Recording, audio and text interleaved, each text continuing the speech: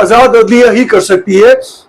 اس کے بعد جو 26ویں ترمیم آئی آپ نے جو فرمایا، اس کے بعد تو قطعی طور پہ عدلیہ کو آزاد کہنا تو دور کی بات ہے۔ میری نظر میں آج عدلیہ جو ہے یہ جیسے حکومت کے مختلف محکمے ہوتے ہیں، جیسے یوٹیلٹی سٹور ہے، سی ڈی اے ہے، او جی ڈی سی ایل ہے، یہ عدلیہ بھی اسی طرح کا حکومت کا ایک محکمہ بن چکا ہے۔ یہ third pillar of the state نہیں رہا۔ لیکن سر دوسری طرف آپ کو پتہ ہی ہے کہ عدلیہ کی آزادی کے لیے سب سے پہلے کالا کوٹ میدان میں اترا تھا اور عدلیہ کو آزاد کرایا تھا مشرف کا مارشل لا کے بعد۔ عدلیہ کا ایک جو وکلا کا کردار تھا، وکلا کی تحریک، وہ بڑے ثمرات لے کے آئی۔ لیکن اب 26ویں آئینی ترمیم میں جس طرح عدالتوں کو کمزور کیا گیا ہے، آگے جو اسلام آباد کی اس وقت شرح دستور کی خبر دے رہا ہوں کہ وہاں پہ 27ویں 28ویں 30ویں ترمیم پاس کرنے کی تیاریاں ہو رہی ہیں۔ تو ایک معزز ممبر ہیں اسلام آباد ہائی کورٹ بار کے اور بڑی اچھے عہدے پہ ہیں، انہوں نے 27ویں کے لیے کچھ اچھے اچھے جملے بھی بول دیے ہیں۔ تو وکلا بھی اس میں متاثر ہو رہے ہیں۔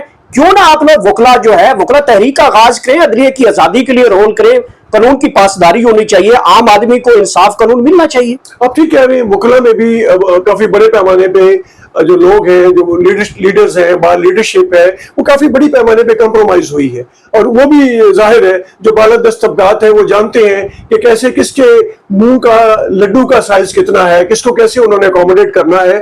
یہ بدقسمتی کے ساتھ اس وقت جو ہماری بار ایسوسیشنز ہیں بڑی تعداد میں کمپرومائز ہوئی ہیں، ان کے کمپرومائز ہونے سے عدلیہ مزید کمزور ہوئی ہے۔ میں سمجھتا ہوں کہ لائرز جو ہیں اگر ان کا کسی سیاسی جماعت سے تعلق ہے بھی، یہ جو تحریک چلی وکلا کی وہ بنیادی طور پہ ججوں کی تحریک نہیں تھی، وہ وکلا کی تحریک تھی جسے وکلا لے کے آگے چلے، اور مقصد یہ تھا کہ ایک آزاد، خود مختار، انڈیپینڈنٹ، پاورفل جو ہے وہ جوڈیشری جو ہے وجود میں آئے۔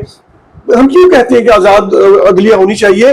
اس لیے کہ وہ ایگزیکٹو کے اثرات سے بالا تر ہو، ان کے دباؤ میں عدلیہ نہ ہو، وہ عام شخص کو، عام انسان کو اور عام جو سائل ہے اس کو صحیح معنوں میں انصاف دے سکے۔ اویل اس وقت کا موجود ہیں طارق فرید گوپانگ کے چیمبر میں، جہاں پہ آج وکلا کی جانب سے ایک اہم ترین ایک ایونٹ کا انعقاد کیا گیا ہے۔ اس ایونٹ کا انعقاد ہے چودھری اشرف گجر جو کہ اسلام آباد بار کے ممبر کے حوالے سے الیکشن کنٹیسٹ کر رہے ہیں۔ بہت ہی ایک دلچسپ جو ان کا ٹاکرا ہونے لگا ہے اسلام آباد بار کے ممبر کے حوالے سے، اور ممبر اسلام آباد بار کے حوالے سے جو مسئلے مسائل ہیں ان کے اوپر بھی بات کرتے ہیں۔ سب سے پہلے ٹیک آن کرتے ہیں، بہت شکریہ وقت دینے کے لیے۔ سر بتائیے گا کہ اس وقت جو بار کے مسائل ہیں، اسلام آباد بار کے اوپر آپ ایک بہت بڑا الیکشن کنٹیسٹ کر رہے ہیں، تو کیا سمجھتے ہیں کہ آپ پہلے بھی کافی زیادہ ڈیلیور کر چکے ہیں، خاص کر جو وکلا حضرات کی کمیونٹی ہے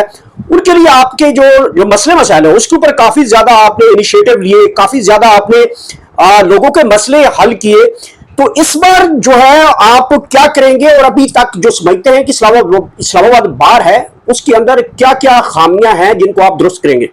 دیکھیں جی، اسلام آباد بار کونسل جو ہے بہت پاکستان کی بہت امپورٹنٹ بار ہے، فیڈرل کیپٹل ہے، وفاقی دارالحکومت ہے اور بہت بڑی بار ہے۔ 8,000 سے زیادہ وکلا کی اسٹرینتھ یہاں پہ پائی جاتی ہے، لیکن پچھلے چند سالوں سے بہت زیادہ گمبھیر مسائل کا اس کو سامنا ہے۔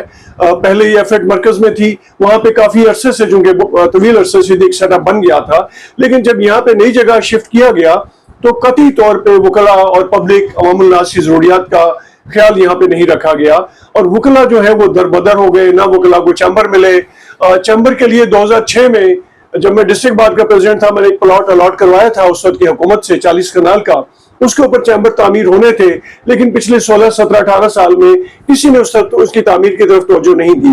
اور اب جو پچھلے 3 4 سال پہلے وہ جو چیمبر کا پلاٹ تھا وہ بھی اس کا جو سٹیٹس ہے وہ منسوخ ہو کے فیسیلیٹیشن سینٹر میں تبدیل کر دیا گیا، جس کو آپ سہولت مرکز کہہ لیں، ویٹنگ روم کہہ لیں، ویٹنگ ہال کہہ دیں۔ ہماری جو موجودہ بار کونسل ہے اس کا بھی تحفظ نہیں کر سکی۔ آج جو جوڈیشل کمپلیکس ہے اس کو اگر آپ دیکھیں پورے پاکستان کے اندر، پورے جنوبی ایشیا کے اندر آپ کو ایسا کمپلیکس نظر نہیں آئے گا۔ آپ پاکستان کی کسی تحصیل میں چلے جائیں، کسی تحصیل میں اس سے زیادہ بہتر سہولتیں موجود ہیں۔ یہاں پہ انہوں نے میرلی ایک اسکول کی بلڈنگ کے طور پہ ایک بلڈنگ کھڑی کر دی ہے، جہاں پہ نہ وکلا کے بیٹھنے کی جگہ ہے، نہ ان کے کلائنٹ کو ملنے کی جگہ ہے، نہ باقی سہولتیں، نہ پیرالیگل سٹاف کے لیے کسی قسم کی سہولت ہے۔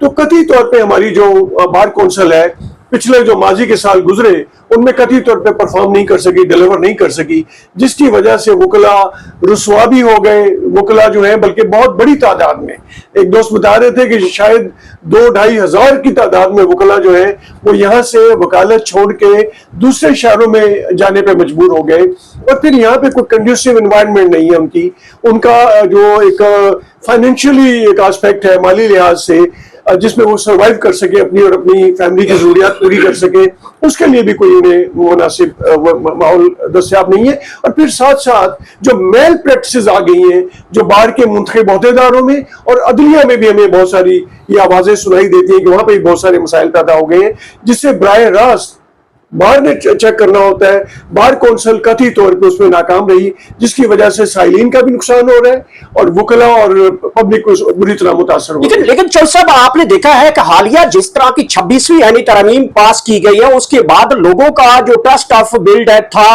अदालतों के ऊपर या फिर वकला की जिस तरीके से केसेस आ रहे हैं, तो आप क्या समझते हैं कि 26वीं यानी तरमीम के बाद आप लोगों को कितना ज्यादा जो है इसके ऊपर असरअंदाज देख रहे हैं आपकी जो प्रैक्टिस है इसके हवाले से? लेकिन जो जजेस के ट्रांसफर हुए हैं, जो जिस हवाले से सीनियरिटी जजेस और फिर जूनियर जजेस के हवाले से भी मैं आपसे सवाल करूंगा। सबसे पहले मैं आपको ले चलता हूं 26वीं यानी तरमीम के ऊपर, आप लोग कितना मुतासर हुए? देखिए, पहली बात तो ये कि जो अदलिया है, अदलिया का जो स्टैंडर्ड है, जो उसका मेयार है, जो फैसला करने की सलाहियत है, वो पहले भी बहुत इतनी अच्छी नहीं थी, लेकिन फिर भी वकला पूरे अज़म थे कि अदलिया को मजबूत किया जाए।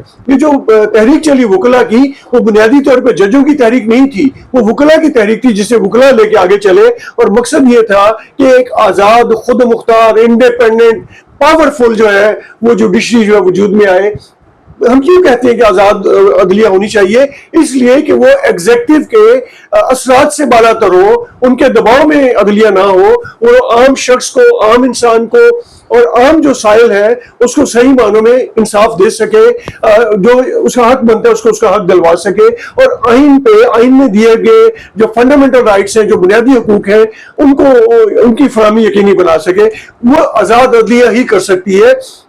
इसके बाद जो 26वीं तरमीम आई, आपने जो फरमाया, उसके बाद तो कतई तौर पे अदलिया को आजाद कहना तो दूर की बात है। मेरी नजर में आज अदलिया जो है, ये जैसे हुकूमत के मुख्तलिफ महकमे होते हैं, जैसे यूटिलिटी स्टोर है, सीडीए है, ओजीडीसीएल है, ये अदलिया भी उसी तरह का हुकूमत का एक महकमा बन चुका है। ये third pillar of the state नहीं रहा। लेकिन सर, दूसरी तरफ आपको पता ही है कि अदलिया की आजादी के लिए सबसे पहले काला कोट मैदान में उतरा था और अदलिया को आजाद कराया था मुशर्रफ का मार्शल लॉ के बाद। अदलिया का एक जो वकला का किरदार था, वकला की तहरीक, वो बड़े सम्राट लेके आई। लेकिन अब 26वीं यानी तरमीम में जिस तरह अदालतों को कमजोर किया गया है, आगे जो इस्लामाबाद की इस वक्त शहर दस्तूर की खबर दे रहा हूं कि वहां पे 27वीं, 28वीं, 30वीं तरमीम पास करने की तैयारियां हो रही हैं। तो एक मुअज़्ज़ज़ मेंबर हैं इस्लामाबाद हाई कोर्ट बार के और बड़ी अच्छे ओहदे पे हैं, उन्होंने 27वीं के लिए कुछ अच्छे अच्छे जुमले भी बोल दिए हैं। तो वकला भी इसमें मुतासिर हो रहे हैं। क्यों ना आप लोग वकला जो है, वकला तहरीक का आगाज करें, अदलिया की आजादी के लिए रोल करें। कानून की पासदारी होनी चाहिए, आम आदमी को इंसाफ कानून मिलना चाहिए। अब ठीक कह रहे हैं, वकला में भी काफी बड़े पैमाने पे जो लोग हैं, जो लीडर्स हैं, बार लीडरशिप है, वो काफी बड़ी पैमाने पे कंप्रोमाइज हुई है। और वो भी जाहिर है, जो बालादस्त तबकात है वो जानते हैं कि कैसे किसके मुंह का लड्डू का साइज कितना है, किसको कैसे उन्होंने अकोमोडेट करना है। ये बदकिस्मती के साथ इस वक्त जो हमारी बार एसोसिएशन है बड़ी तादाद में कंप्रोमाइज हुई है। उनके कंप्रोमाइज होने से अदलिया मजीद कमजोर हुई है। मैं समझता हूँ कि लॉयर्स जो है, अगर उनका किसी सियासी जमात से ताल्लुक है भी, तो वो कोर्ट प्रिमिसेस से बाहर ताल्लुक होना चाहिए। जब वो बार के अंदर आ जाएं, जब वो बार के ओहदेदार बन जाएं, फिर वो किसी जमात के वर्कर, कारकुन, ओहदेदार नहीं रहते।